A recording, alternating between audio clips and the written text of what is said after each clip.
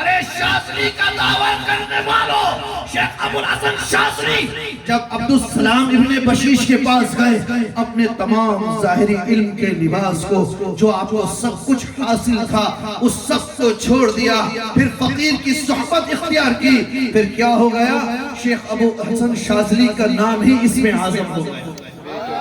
اور بحمداللہ تعالی میرے پیر و مرشد میاں حضور صرف وظائف یا تعویذات یا عملیات بتانے والی شخصیت نہیں ہیں، ان کی بارگاہ میں عوام نہیں آتی۔ ارے یہ وہ ہستی ہیں جن کی بارگاہ میں شیخ الحدیث وقت کے علماء 17 سال بیٹھ کر قدم چومتے رہے، حقیقت کو سمجھتے رہے۔ مگر میں نے کہا مرشد آنکھ والا تیری چوبن کا تماشا دیکھے، میں نے کہا مرشد آنکھ والا تیری چوبن کا تماشا دیکھے، دیدہ غور کو کیا نظر آئے گا؟ یہ دیکھنے کے لیے آنکھیں چاہیے، آنکھیں یہ بچنوں والی نہیں، چشمے والی نہیں چاہیے، آنکھیں دل کی چاہیے۔ میں نے کہا گدڑی میں لال پھرتے ہیں، ارے کسی فقیر کے بارے میں ہمیں تو بتاؤ، کسی فقیر کے بارے میں ہمیں تو بتاؤ، وہ پروٹوکول سے پھرتا ہو۔ ارے جب وقت آیا ناموس رسالت کا، ہمارے پیر میں ہمیں تربیت تھی کہ ہاں بیٹا تمہارے پاس جو کچھ ہو لٹا دینا، ارے کچھ نہیں تو اپنی جان تو ہے نا، یا مصطفیٰ کی عزت پر قربان کر دینا۔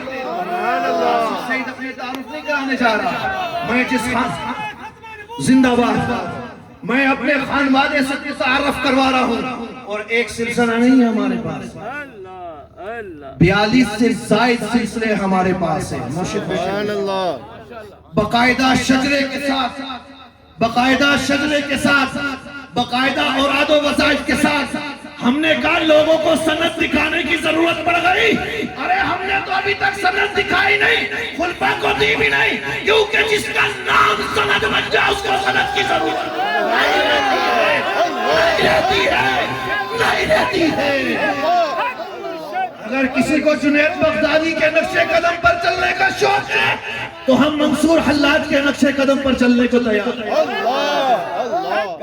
پھر جس طرح جنید بغدادی ساری زندگی روتے رہے، تم بھی پھر روتے رہو گے، پھر تم بھی روتے رہو گے۔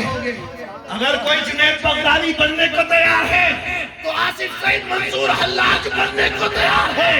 وجہ یہ ہے جنید بغدادی نے جب فتویٰ دیا وہ رنگ کوئی اور تھا، وہ رنگ کوئی اور تھا، وہ قاضی القضا تھے، مگر جب جاتے ہیں خانقاہ میں، جب مسند پر تشریف رکھتے ہیں تو روتے رہتے ہیں۔ ہائے لوگوں نے پوچھا حضور کیا ہو گیا، آپ کیوں روتے ہیں، کیوں افسردہ ہے؟ کہا منصور پر جو حالت اس وقت کھلی تھی مجھ پر آج کھلی ہے، ایک اللہ کے ولی کو میں نے سوری پر چڑھا دیا۔ یہ سارا پتہ کب چلتا ہے؟ جب علم کی میں ختم کرو۔ حضرت کے خلفاء مفتیان کرام ہیں، کون ہیں؟ ہمارا مدرسہ دیکھا آپ نے، 7 بچوں نے آج حفظ قرآن مکمل کیا، بچوں نے ناظرہ پڑھا، یہ سارا حضرت کے منظور نظر، نور نظر اور فیضان نظر سے۔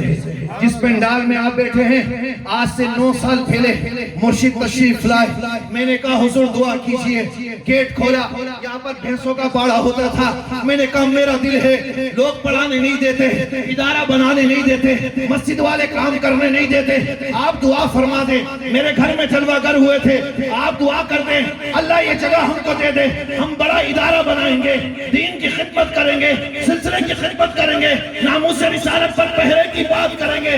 مرشد نے ہاتھ اٹھائے، واللہ باللہ تاللہ اللہ کی عزت کی قسم، میرے مرشد نے ہاتھ اٹھائے، میں نہیں جانتا رب نے مجھے کیسے مگر اپنی مائل کو مارنا پڑتا ہے۔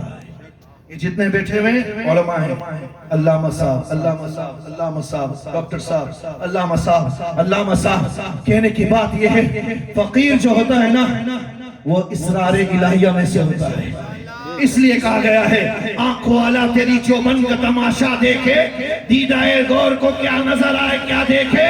مطلب یہ ہے جو اللہ کے راز ہے اللہ جن پر چاہتا ہے ان پر منکشف کرتا ہے اور جن کو مردود کرنا چاہتا ہے انہیں دور ہٹا دیتا ہے۔ الحمدللہ، بس یہاں پر بات ختم۔ میرے پیر و مرشد کا فیض میں آپ کو بتاؤں، ہم نے کبھی میاں سے نہیں کہا میاں آپ ویڈیو دیں اپنی کرامت کی، نہ میاں کا یہ مزاج ہے، میاں اپنی کرامت نہیں بیان کرتے۔ میں نے بولا اس سے بڑی کرامت کیا ہوگی؟ جو عالم آپ کے قدموں سے وابستہ ہوتا ہے خود کفیل ہو جاتا ہے، عزت پانے لگ جاتا ہے، عظمت اس کی بڑھ جاتی ہے۔ میرے مرشد کے الحمدللہ رب العالمین، علامہ صاحب توجہ ہے، مفتی صاحب توجہ ہے، میرے مرشد کی واعظ و نصیحت سن کر ہندوستان کے 70 سے زائد خاندان مشرف با اسلام ہو چکے ہیں۔ اس سے بڑی دین کی خدمت کیا ہوگی کہ لوگوں کو شرک سے نکال کر توحید و رسالت اور رسول اللہ کا سچا غلام بنا رہے ہیں۔ جب پیر ڈر رہے تھے نا کہ بھائی ہم ناموس رسالت پر کیا بولیں، میرے مرشد کے پاس علماء گئے میرے ساتھ، میں بھی خدمت میں حاضر ہو گیا۔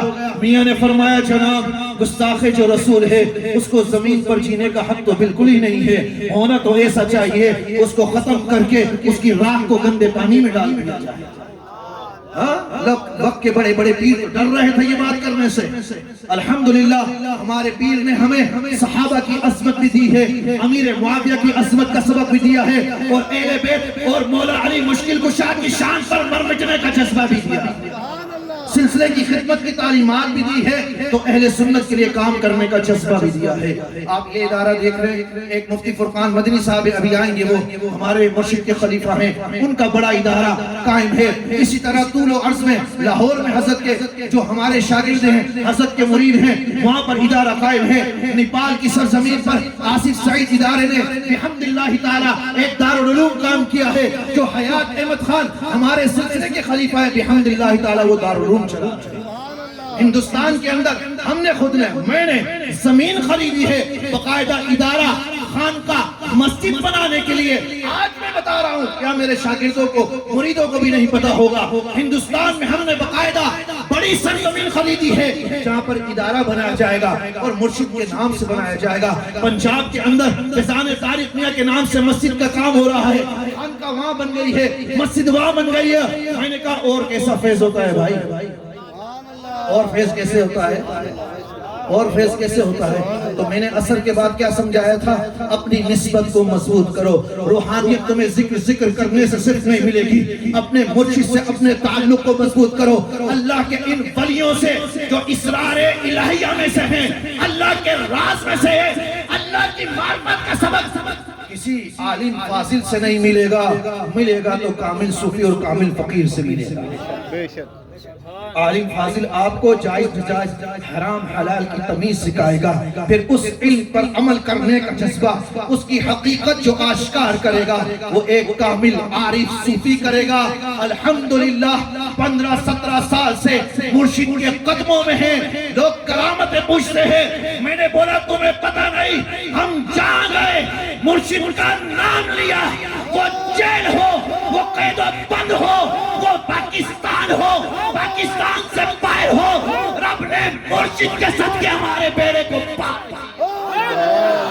لوگوں نے کہا آصف سعید سالوں نہیں چھوٹتا، میں نے کہا میرے میاں سے پوچھو ان کی رضا کیا ہے، فرمایا جاؤ عید سے پہلے گھر پر آئے گا۔ پیغام ان کو آیا، ہم نے کہا بات ختم ہو گئی، زمین اوپر چلی جائے، آسمان نیچے آ جائے، چاند ٹوٹ کر دو ٹکڑے ہو جائے، جو اللہ کے ولی نے کہہ دیا ہے وہ ہو کر رہا ہے۔ بے شک یقینی شاہد علامہ ساجد نواز آیا نہیں آیا میں عید سے پہلے، میرے مرشد نے فرمایا، میں نے عرض کیا تھا پیغام بھیجا تھا، آپ نے اگر بٹھانا ہے، کیونکہ اگر آپ کامل مرید ہونا چاہتے ہو تو اپنی ڈور اپنے شیخ کے ہاتھ میں دے دو۔ میں نے پیغام بھیجا، جنہیں چاہو مرشد سے عرض کرو، اگر آپ نے اندر بٹھانا ہے میں ساری زندگی بیٹھا رہوں گا، کچھ بھی نہیں بولوں گا، اپنا تاج بھیج دے، اپنا رومال بھیج دے، ایک شکوہ نہیں کروں گا، اور اگر باہر نکالنا ہے تو ذلیل نہیں ہونا چاہوں گا، عزت سے باہر آؤں گا۔ مرشد نے فرمایا جاؤ عید سے پہلے باہر آئے۔ میرا بھائی یہاں پر موجود ہے،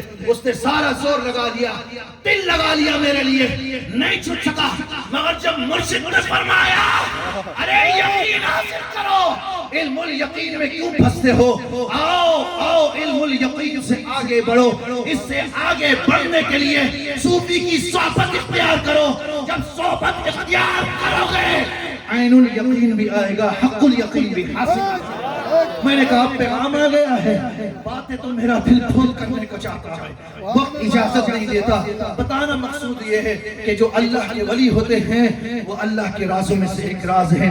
یہی میرے مرشد کریم شیخ طارق میاں شاہ عارف عثمانی حسنی قادری سہروردی نقشبندی چشتی قلندری ابو العلائی جہانگیری عثمانی شاذلی کی ہستی ہے، ذات ہے، جو اس وقت الحمدللہ